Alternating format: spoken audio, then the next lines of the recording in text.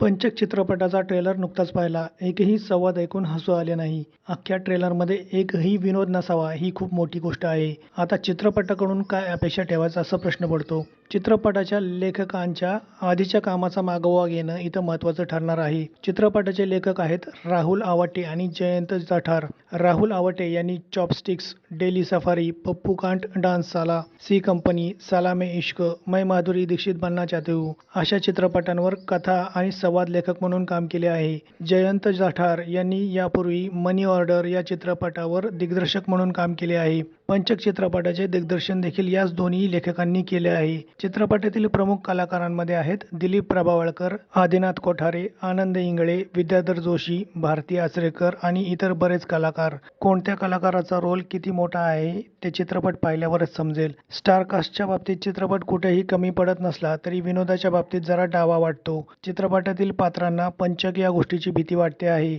पंचक म्हणजे कुटुंबातील एका व्यक्तीच्या मृत्यूनंतर त्या व्यक्तीच्या जवळच्या इतर 5 लोकांचा मृत्यू होणे.